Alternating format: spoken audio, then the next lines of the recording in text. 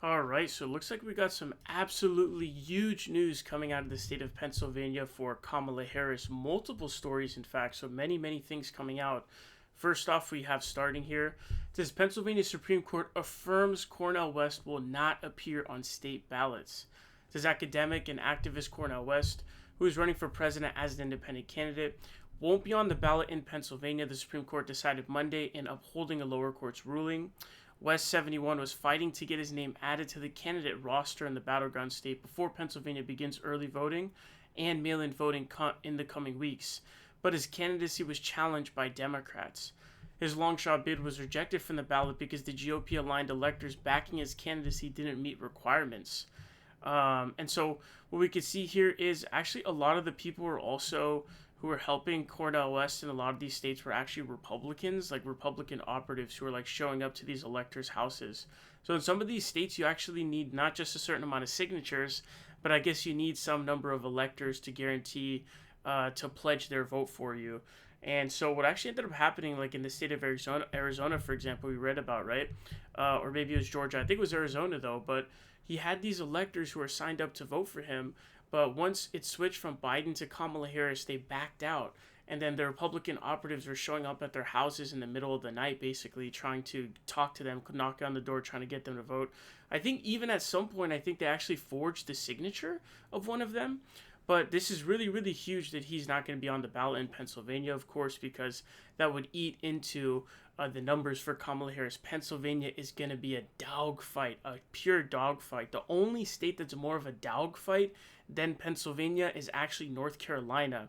North Carolina is the only one of the swing states that did not actually go blue last time, so that's going to be the tough one to predict. But Pennsylvania, I would say, is like a pure toss-up, and then North Carolina is kind of really up in the air. Could be like sort of lean right, could be a toss-up. Maybe you could argue it leans blue, but Cornel West not being on the ballot, absolutely huge news. However, this is not the only news we have coming out of Pennsylvania. We also got a new poll that just dropped from a very solid pollster. So we got a Suffolk poll coming out there, B-rated pollster. A new general election poll from Pennsylvania is probably the best Pennsylvania reading we've seen in a while. So it says new general election poll, Pennsylvania, Harris 49%, Trump 46%. That's +3 for Kamala Harris. This is from Suffolk, a B-rated pollster, likely voter 914. So in terms of margin, this is probably the largest margin we've actually seen in favor of Kamala Harris in a while. And we've actually been really getting bombarded with like a lot of low quality polls, which we're going to get through as well. So this is actually, I think, like the first sort of nonpartisan, reputable pollster we've had in a while. However, what's really important also to notice here, the margin here is large, but they're definitely underestimating Donald Trump in this state. So I think Trump has a really high floor, but a very low ceiling. Nationally, I think his ceiling is probably 46% this time around with all the third-party candidates. He wasn't even able to crack 47 in the head-to-head in 2020. I'm not exactly sure how he stacks up as a candidate now. Compared to then, he was much stronger in 2020 than he was in 2016. His favorables were far higher, and I think it's because the economy did well under his presidency. But I think, his floor in the Rust Belt states is probably going to be around 47 to 48 as opposed to, a ceiling of 46, right? So his ceiling is probably somewhere around 49 is probably his like absolute ceiling. So I think they're underestimating his support by probably 2 to 3% in this situation. So it's probably kind of around a tie here. So these kinds of polls look really good. Everyone gets really excited for these. But again, I personally would argue, let's say you had a 51-49 poll or maybe a 51-50 poll, right? I would say that's just as good, if not better, than this kind of a poll, even though the margin is smaller, because it means you're cracking 50. That's the phrase I want you to remember. Cracking 50, cracking 50, cracking 50 for multiple reasons. Obviously, if you get 50%, that means you have a majority. Second of all, there's not very much evidence outside of Wisconsin of any kind of underperformance for Democrats. Even in North Carolina, I think he underperformed his 538 polling aggregate on election day by about 0.2, which is not a serious amount. In Wisconsin, there was a lot of it, though. There was this pretty large one. But in Pennsylvania and in Michigan, there wasn't much underperformance. It was just Trump way overperformed his numbers by like 3%. So if you're polling high, there's not a high odds that your numbers are fake. It's just that his numbers are usually fake in the wrong direction for you.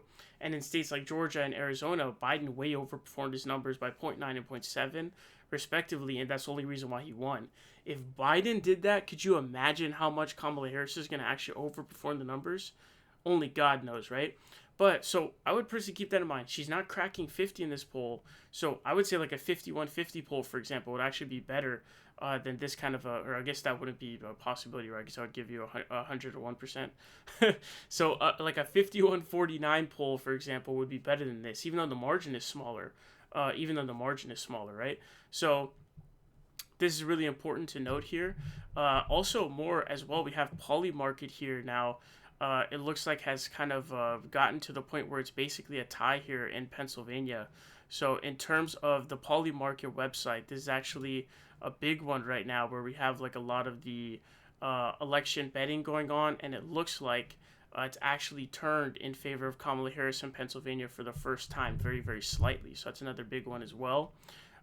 Poly market, I think, is kind of like crypto based, so there might be something kind of going on there where they seem to be really, really heavily in favor of Trump, especially for like Arizona and Georgia and those states. In North Carolina, it's almost like 60-40 for Trump, which is pretty insane. I think it's completely insane. But on poly market, the night before Walz was chosen, there was a random surge in favor of Shapiro at the end, just randomly surging, right? Just massive random surge. But Walz ended up getting picked. So don't take the betting markets too seriously. However, I don't think they're completely worthless. They kind of give you a gauge on what certain subsets of the population are thinking. So not completely worthless, but still good. But Insider Advantage released this poll. Their B-rated polls for likely voters. They have Trump at 50 and Harris at 48. This is pretty highly unlikely. The idea that Trump is going to get 50% in any of the swing states that are not faux swing states like Texas or Florida, I guess are those faux swing states. They're not really swing states. We have the 7, right? The idea he'll be able to crack 50 in any of them is pretty low odds, I would say. He's not a majoritarian victor. He's a pluralistic victor. So he's not winning based off getting 50s. However, what we could see from this poll is this Insider Advantage name. We can go and check this article here. So this 538 article lists out like the most and least accurate pollsters of 2021 and 2022. What we can see is Suffolk University is literally number one. They're literally number one. So this Suffolk poll here, they're literally rated number one. So their average error was actually the lowest. So they were the most accurate in that election. But if we go down here, we can see Insider Advantage is one of the worst. They're actually 8th from the bottom, right? 5.3 point average error and R plus 3.8 in terms of their bias. And so what's actually happening is there are specific markets that seem to be getting attacked with these horrible polls from the Republicans. So you can see Kamala Harris kind of barely hanging on with like this 0.7, 0.8 lead. Another thing I should also mention, historically speaking, Pennsylvania numbers are pretty accurate. They're only off by like 3 to 3.5 points, which I know sounds like a lot, but in terms of Rust Belt state polling areas, that's on the low side. In 2020 in Michigan, it was about a bit over 5 points, and then Wisconsin was off by 7.7. So it's very, very low. So keep that in mind as well. But we can see there's a coordinated attack happening on certain polling markets. So for example, you see this Insider Advantage poll here. This is the Suffolk University poll, which again, number one rated in all of the 2021-2022 polling. But you can see coefficient is here. They have Trump +2 suspiciously, right? So let's see where they're at. So if we're looking at coefficient, they're actually the worst one here. So, we're not trying to compute derivatives or anything. We're not doing math here. You know what I'm saying? Fuck coefficient. But you can see they're literally 4th from the bottom. 5.9 point average error, nearly 6 point average error off. And then it's R plus 5.8. So almost 6 point Republican bias. And then we can see Patriot polling, another one, Trump +1. Patriot polling is here also. They are 7th from the bottom. 5.5 average error, 5.5 partisan bias in favor of the Republicans. They only put out 7 polls, so they probably put out generic ballot polling maybe, I'm not sure. But if so, if that's the case, it's even worse because those are typically far more accurate than individual district polling. I don't know exactly what the composition was.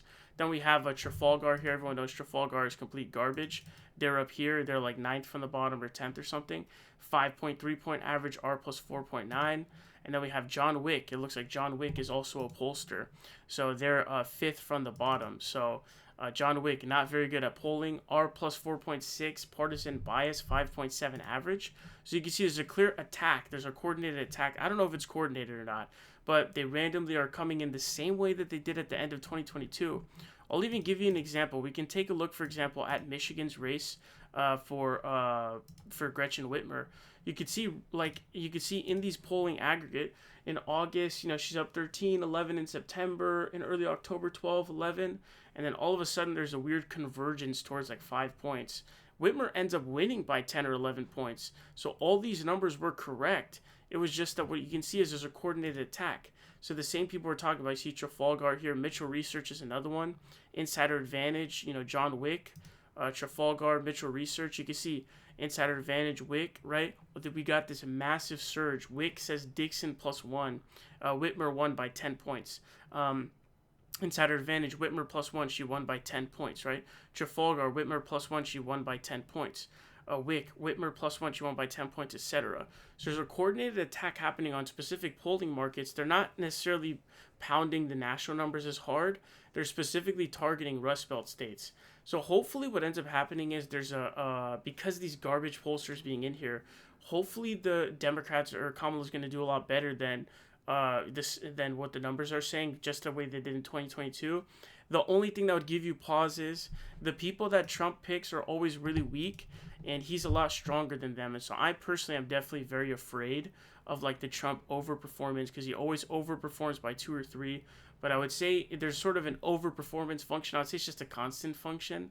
Like, for example, for the national polls, if you do like F of P equals 46, because that's what I think he's going to get, put in whatever P you want, whatever his polling number is. Let's say a new poll says he's at 52%. Let P equals 52, F of 52 equals 46. Everything just goes to it. It's not invertible since it's not, it's not injective, right? 46 getting hit by everything. But the point here being, we're under attack in the polling numbers right now. We can see the evidence here. The only caveat is I hope it doesn't end up being correct, because Trump is a stronger or a stronger candidate. So, Michigan in the primary, Nikki Haley missed by 11 points. She ended up getting 26 compared to her polled 15. So I don't know if there might be some kind of weird missed vote that we can kind of run into. But good news coming out of Pennsylvania. But I would say personally, I prefer polls that would say 51-49 or those kinds of numbers instead, where you have a higher number, but the margin may be smaller, if that makes sense. So, good news coming out of Pennsylvania for Kamala Harris.